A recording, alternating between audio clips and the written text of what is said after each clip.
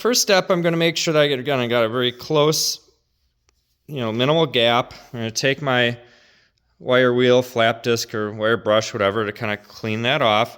And then I'll come in here and I'll do a spot weld. I'll blow that off with a little compressed air.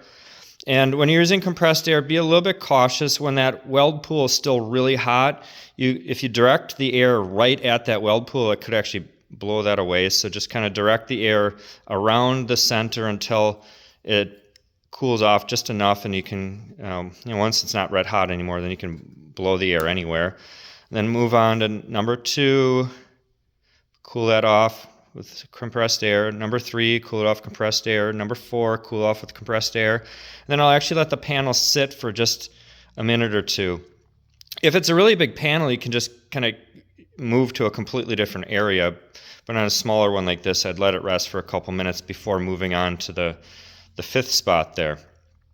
Then once that's rested for a bit, completely, pretty much back to room temperature, I'll do number 5, compressed air, number 6, then compressed air, then number 7, compressed air, then let it rest again for a minute or two, and then come back and repeat that process until that's completely welded in. And then you have your 2 pieces joined and you can prep that weld.